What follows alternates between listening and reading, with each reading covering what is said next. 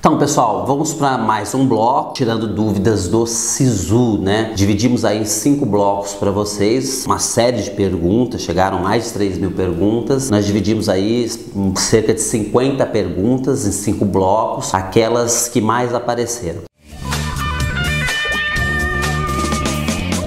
Olá, pessoal, tirando dúvidas sobre o SISU, ajudando você aí, né?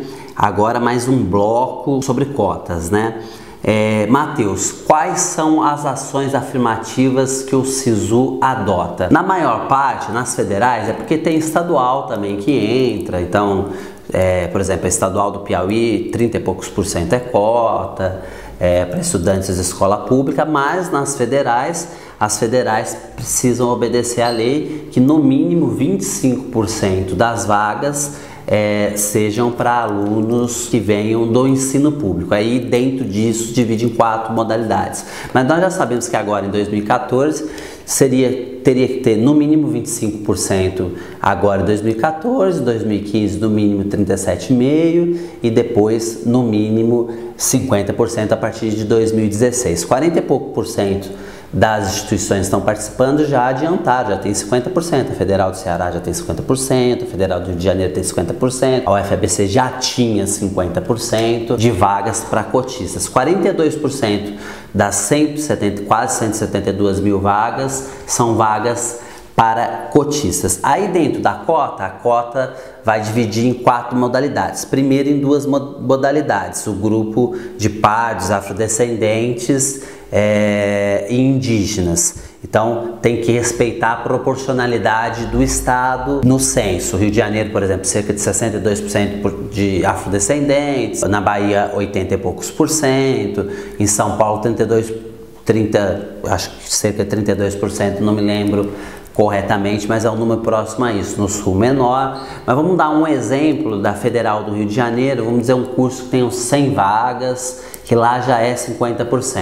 Então lá 50%, 100 vagas, então 50 para ampla concorrência, as outras 50 vagas tem que ir para, que lá já é 50%, elas precisam ir para a cota. Aí a cota vai dividir primeiro em afrodescendentes e o grupo que não é afrodescendente indígena, o grupo que não é. Como lá é 62%, vamos facilitar 60%, então 50% da cota. 30 vagas vai para esse grupo de afrodescendentes indígenas. Dentro desse grupo ele vai ser dividido em 2. Um grupo que tenha renda per capita até um salário mínimo e meio. Renda per capita é a soma da renda e é o salário mínimo novo já, né? É a soma da renda da família dividido pelo número de membros do seu núcleo, é o núcleo familiar, soma de renda de todas as pessoas do núcleo familiar dividido por quantas pessoas tem ali no lugar. Metade dessas vagas,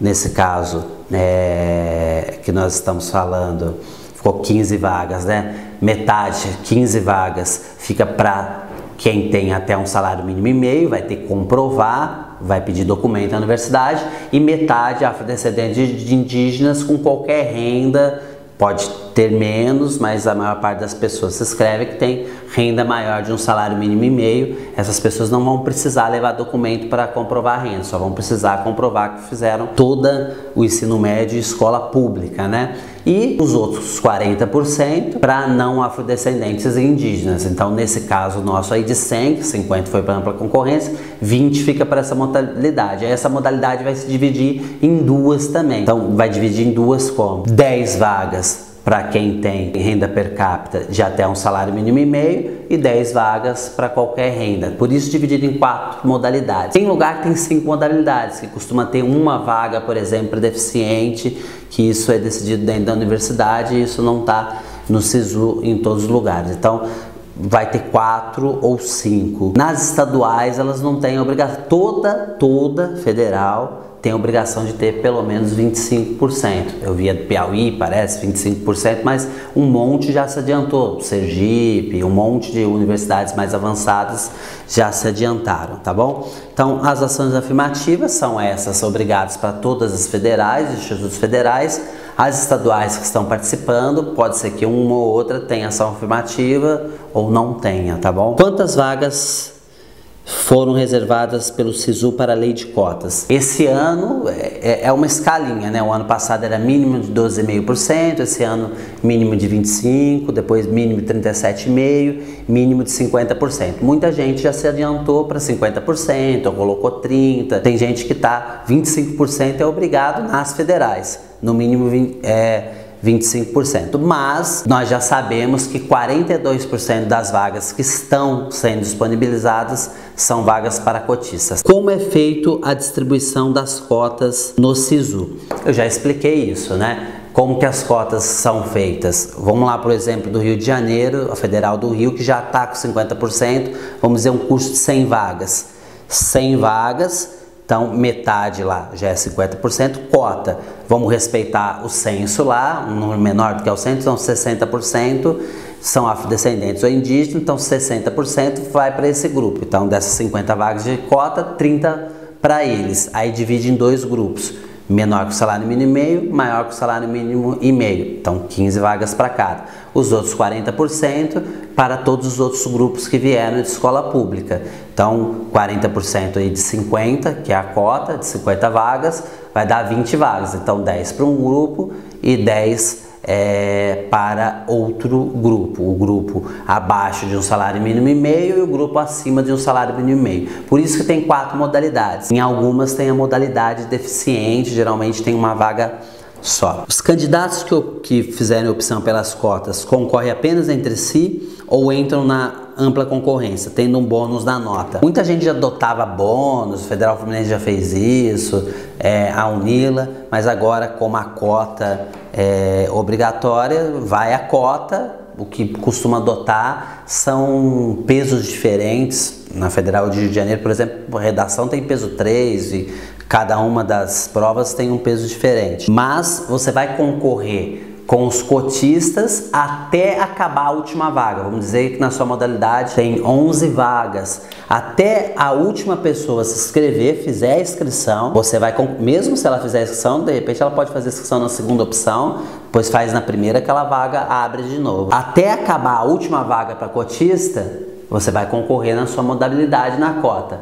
A partir do momento que acabou a vaga, a distribuição das vagas dos cotistas na ampla concorrência, você vai para uma lista unificada. Então, sempre melhor fazer opção por cota, porque se você não passar na cota, sempre sobra vagas, principalmente os cursos que têm muitas vagas. O ruim é o curso que tem São João del Rei, por exemplo, só 10%, aí não dá muito para julgar. Tem que contar um pouco de sorte, né? Só 10% das vagas são distribuídas pelo SISU, dá 10 vagas, dá 1 na modalidade, aí fica difícil saber. Mas, em geral, como tem muitas vagas, vai rodar bastante a lista de espera. E aí, se você não conseguir entrar pelas cotas, você lá na frente vai unificar e a sua nota for maior do que pessoas que estão entrando na terceira e na quarta chamada, você vai entrar nessa lista unificada e vai acabar passando porque sua nota é maior do que essas pessoas, tá bom? Quem fez o ensino médio em colégios militares, entidades filantrópicas ou escola particular com bolsa integral pode concorrer a vagas reservadas a cotistas. Colégio militar é público.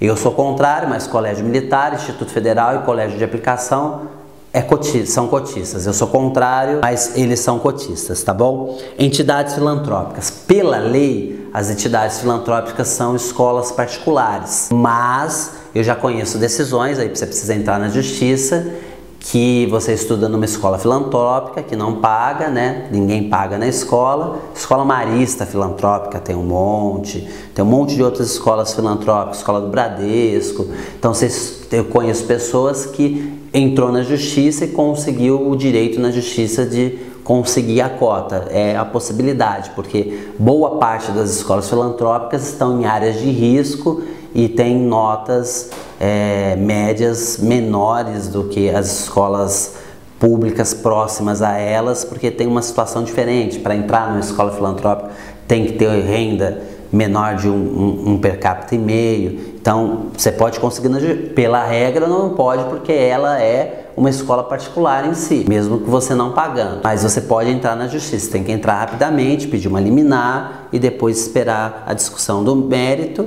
a decisão do mérito e você vai estudando com a liminar que você tem. E bolsa integral. Se você estudou como bolsista em escola particular, você não tem direito à cota. Você vai ter direito a concorrer ao ProUni. O ProUni é só para quem veio de escola pública, ou bolsista integral em escola particular, que entra o pessoal de escola filantrópica também, né? Quem cursou o ensino médio da modalidade de educação de jovens adultos, EJA, né? Pode concorrer às vagas reservadas para cotistas? Pode sim. Quem fez pelo EJA pode concorrer cotista, pode concorrer até o ProUni, e quem conseguiu a certificação do ensino médio pelo Enem também pode concorrer e vai ter que obedecer aí as regras de renda. Como deve ser comprovada a etnia dos estudantes selecionados pelo SISU a vagas reservadas? Se é indígena, se é afrodescendente, é por declaração.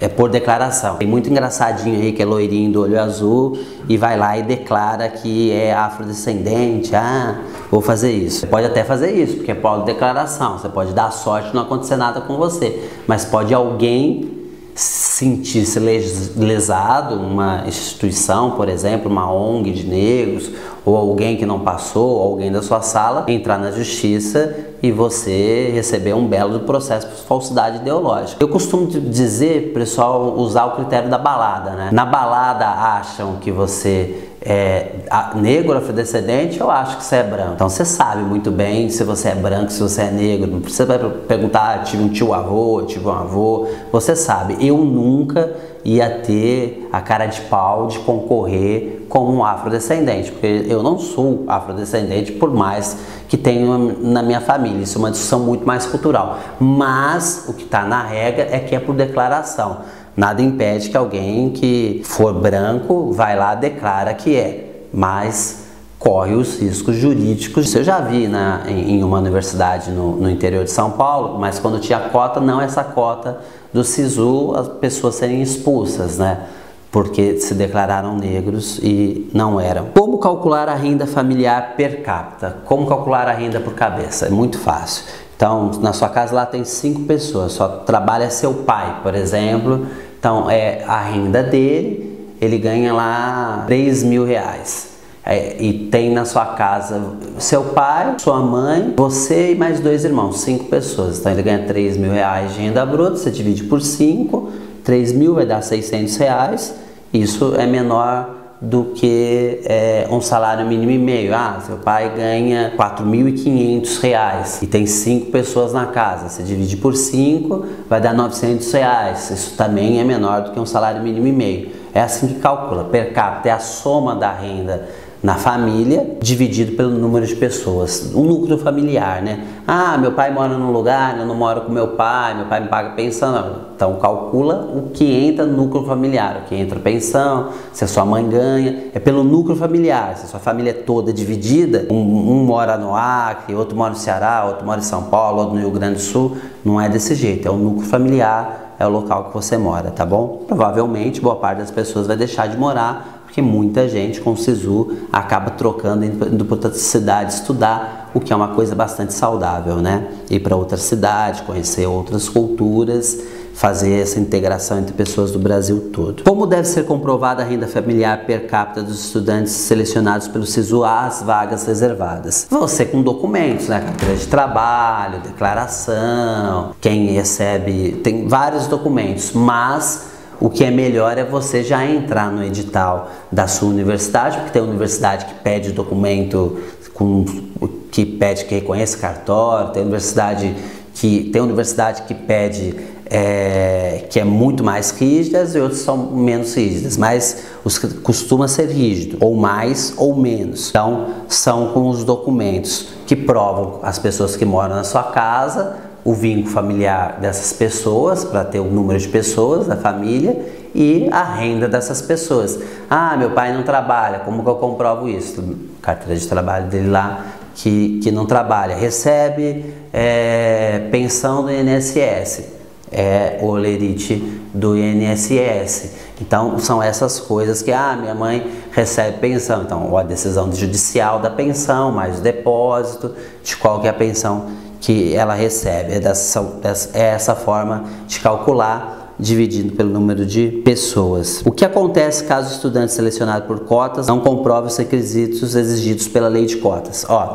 Quem está acima de um salário mínimo e meio não precisa levar os comprovantes de renda. Ele já está acima de 5 salários mínimos, vai precisar do comprovante de ensino médio em escola pública. Se ele não fez escola pública, não conseguiu comprovar, não vai conseguir fazer a matrícula. Abaixo de um salário mínimo e meio, se ele não conseguir levar a documentação que comprove que a família ganha menos de salário mínimo e meio, ele junta tudo lá e dá mais de 2 salários mínimos, ele também não vai conseguir fazer a sua matrícula, tá bom? Não consegue fazer se não conseguir. Então é bom já reunir os documentos. Reúne os documentos, reúne já fotos, já vê o que na universidade ela tem um edital que tem todas as regras do que você vai precisar levar para a matrícula. Se uma pessoa que concorre à vaga por cota não conseguir colocação, mas tem uma boa nota, ela tem chance de passar em ampla concorrência, não conseguir ser chamada na primeira e segunda chamada, né? Eu até indico, se a sua nota for alta demais, você já está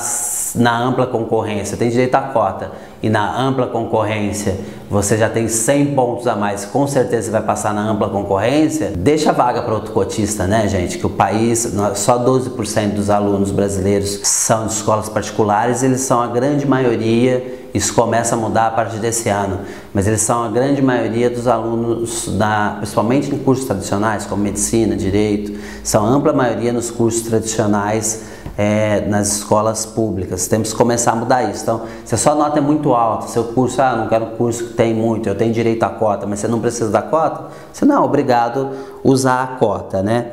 E se a sua nota for alta e você não passou com a cota, você ainda tem chance sim de passar na hora que a ampla concorrência vai unificar a lista de espera, vai unificar numa ampla concorrência depois de distribuir as vagas todas de cotistas, né? Daquela modalidade, né?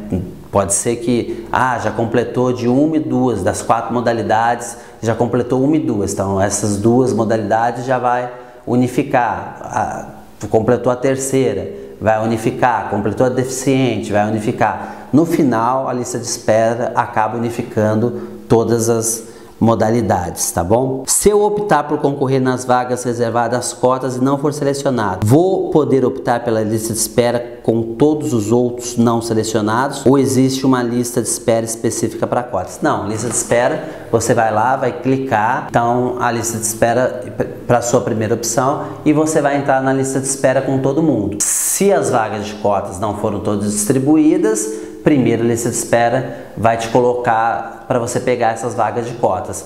Na hora que todas elas forem distribuídas, você vai passar para uma lista unificada, uma ampla concorrência unificada na lista de espera. Tá bom, gente? Obrigado, beijos, vejam os outros blocos que tiram dúvidas sobre o SISU para você ir muito bem conquistar sua vaga numa universidade federal.